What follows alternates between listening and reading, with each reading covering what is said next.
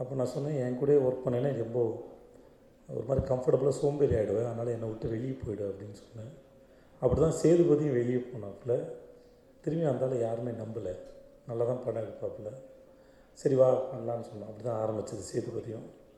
சரி சேதுபதி பண்ணிட்டோம், படம் ஹிட் ஆகிடுச்சு, சரி வெளியே போய் பண்ணிட்டோம் அப்படின்னு சொல்லிட்டு நானும் ஒரு 2-3 ஹீரோக்கெலாம் ஃபோன் பண்ணி சொன்னேன், நிஜமாக நம்புங்க, நல்லா படம் எடுப்பார், சீக்கிரம் எடுத்துருவார், வேஸ்ட் பண்ண மாட்டார் அப்படின்னு. நான் 2-3 பேர் சொன்னேன், அவனும் 2 பேர் போய் சொன்னாங்க. திரும்பி நம்பலை. சரி வா திரும்பி நம்மளே படம் பண்ணுவோம், இந்த படம் ஹிட் ஆகிடுச்சுன்னா அடுத்த படமாக அது வெளியே போய்டும் அப்படின்னு நான் சொல்லியிருக்கேன். ஸோ இப்படி தான் ஒரு படத்துக்கும் நடந்தது எங்களுக்குள்ள. நிஜமாக உண்மை இது, மேடை நாகரிகத்துக்கோ சுவாரஸ்யத்துக்கோ நான் சொல்லலை. இப்படி தான் ஆரம்பித்தது. அருணோட ஒர்க் பண்ணும்போது எப்பவுமே ஒரு அவன் முக்கியமாக அருண்கிட்ட இருக்கிற பெரிய ப்ளஸ் என்னென்னா, ப்ரொட்டகனிஸ்ட்டு ரொம்ப நல்லதாக தான் காட்டுவான். நல்ல இந்த சென்ஸ் ரொம்ப பாசிட்டிவாக ப்ரொஜெக்ட் பண்ணுவாப்புல. அப்புறம் பெண்களையும் ரொம்ப ரொம்ப அழகாக, அப்புறம் லைஃப்பில் இருக்க சின்ன சின்ன அழகான மூமெண்ட்லாம் ரொம்ப அழகாக ரசிக்க தெரிஞ்ச ஒரு மனுஷன். அதனாலே அது படங்கள் ரொம்ப அழகாக ப்ரொஜெக்ட் ஆகுது.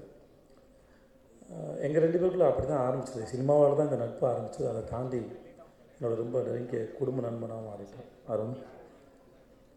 அதனால தான் என் பையனும் இந்த படத்தில் நடிக்க வச்சது. நான் நடிக்கிறவனோ இல்லையோ இந்த படத்தில் அவன் நடிக்கிறதா இருந்தது. அருண் அப்படி தான் சொல்லியிருந்தாங்க. ஸோ அப்படி தான் உள்ளே வந்தது. சிந்துபாத் பற்றி இது நம்ம எல்லாருக்கும் தெரிஞ்ச ஒரு கணவன் மனைவியை பற்றின எமோஷனில் இருக்கிற ஒரு படம் தான் இது. அதில் நிறைய இன்ட்ரெஸ்டிங்கான எலிமெண்ட்ஸ் இருக்கும். எங்கேயோ கடல் கடந்து போய் நம்ம முன்னாடி எல்லாருக்கும் தெரிஞ்ச கதை, அதை சொன்னால் இங்கே உடனே நியூஸ் ஆக்கி பிரச்சனை பண்ணுவாங்க. அதனால் அது பேர் சொல்லாமல் கடல் கடந்து தான் மனைவியை ஒருத்தன் தூக்கிட்டு போயிட்டான். ஸோ இவன் போய் அவன் மனைவியை கஷ்டப்பட்டு போராடி காப்பாற்றி கூட்டிகிட்டு வரதான் படம். ஸோ இதில் நான் முக்கியமாக ரொம்ப ரசித்த 2 பேர் 3 பேர் இருக்காங்க. ஒன்று அஞ்சலி, ஒன்று விவேக் பிரசன்னா, ஒன்று லிங்கா. இவங்க 3 பேரும் மிக முக்கியமான பில்லர். அது படத்தில் ஹீரோவுக்கு காது அரைகுறையாக தான் கேட்கும், சத்தமாக பேசுகிற பொண்ணு தான் அஞ்சலி. இது ஒரு சுவாரஸ்யமான ஒரு பாயிண்ட்டு. ஸோ அஞ்சலி சாதாரணமாக சத்தமாக தான் பேசுவாங்க. இது அந்த கேரக்டர் ரொம்ப அழகாக புரிஞ்சு வந்தாங்க. ஸோ அஞ்சலி தவிர வேறு யாரையுமே இதில் யோசித்து பார்க்கவே முடியல. அது அவ்வளோ ஜெனியனாகவும் சூப்பராகவும் பண்ணியிருக்காங்க அஞ்சலி. அந்த லிங்காவுக்கு என்னோடய வாழ்த்துக்கள். அவன் நம்ம பையன் மாதிரி, அவன் நெருங்கிய என்னோடய தம்பி அப்படின்னு கூட சொல்லலாம். லிங்காவும் சரி, விவேக் பிரசனாவும் சரி. கொஞ்சம் படபடன்னு இருப்பான், நர்வஸாக இருப்பான், ஆனால் ரொம்ப நல்ல நடிகன், நல்ல பையன். ரொம்ப பாசிட்டிவான இடத்துல இல்லை பாசிட்டிவான விஷயத்தை தேடி ஓடுற ஒருத்தன். தன் வேலையை சரியாக பண்ணணும்னு ஆசைப்படுவான். அடிக்கடி ஏதாவது மக்களுக்கு எதிரான செய்தியெலாம் வந்துச்சுன்னா ஃபார்வர்ட் பண்ணுவான். ஆனால் இவனுங்களை என்னென்ன பண்ணுறது அப்படின்னு கேட்பான். சும்மா கோவப்படாத, நம்ம ஒன்றும் பண்ண முடியாதுடா, வருத்தம் தாண்டா படலாம் அப்படின்னு சொல்லுவேன். ஏன்னா அதிகாரம் யார் கையில் இருக்கோ அவங்க தான் அதை பார்த்துக்கணும், நம்ம வருத்தம் தான் படலாம் அப்படின்னு சொல்லுவோம். ஸோ மக்களையும் வாழ்க்கையும் ரொம்ப அழகாக நெருக்கமாக நின்று யோசிக்கிற ஒருத்தன்.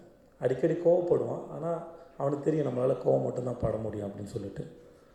பட் நான் நம்புகிறேன் அவன் ஒரு சிறந்த நடிகனாகவும் ஹீரோவாகவும் எதிர்காலத்தில் வருவான். கண்டிப்பாக என்னை தூக்கி சாப்பிடுவான்னு நான் நம்புகிறேன். நான் ஒன்றும் அவ்வளோ பெரிய ஆள் இல்லை, நான் சும்மா வார்த்தைக்கு சொல்கிறேன். அது விவேக் பிரசன்னா ரொம்ப ரொம்ப ரொம்ப சின்சியரான ஒருத்தன். அது ரொம்ப அப்சர்வ் பண்ணுவான். செட்டில் கூட இருக்கவங்கள பக்கத்தில் இருக்கவங்க மேதமானலாம் பார்த்துருப்பீங்க. அவன் அவ்வளோ இன்டென்ஸான ஒரு ஆக்டர் அவன். ஸோ அவனோடவும் இந்த படத்தில் ரொம்ப முக்கியமானவர். இப்போ இருக்கிற சப்போர்ட்டிங் ரோல்ஸ் அவனால் எல்லாமே பண்ண முடியுது. அவன் இந்த படத்தில் 23-24 வயசு பொண்ணுக்கு அப்பாவாக நடிச்சிருக்கான். அவனால் அதுவும் முடியுது. 25 வயசு பையனுக்கு ஃப்ரெண்டாகவும் நடிக்க முடியுது மேயாதமானில். ஸோ எல்லா விதமான ரோல்ஸும் பண்ணக்கூடிய ஒரு வெர்சடைல் ஆக்டர் விவேக் பிரசன்னா. ரொம்ப சென்சிபிளான ஒரு ஆள் விவேக் பிரசன்னா. ஸோ இவங்கெல்லாம் படத்தோட முக்கியமான பிள்ளஸ் நிறைய பேர் பண்ணியிருக்காங்க. அருள்தாசனை பண்ணியிருக்காரு, நிறைய பேர் பண்ணியிருக்காங்க. படம் செகண்ட் ஹாஃப் ஃபுல்லாகவே கிளைமேக்ஸ் மாதிரி தான் இருக்குன்னு நான் நம்புகிறேன். அவ்வளோ பெரிய சேஸ் இருக்குது படத்தில். ஸோ நான் ரொம்ப எதிர்பார்த்து காத்துட்ருக்கேன். அண்ட் இவனுக்கு மிகப்பெரிய நன்றி. இவனை பற்றி நான் சொல்லி ஒன்றும் ஆக போகிறதில்ல. ஸோ நான் ரொம்ப ரசிக்கிற ஒரு பர்சனாலிட்டி. அவர் ரொம்ப ரசிக்கிற பர்சனாலிட்டி, மனுஷனாகவே சரி.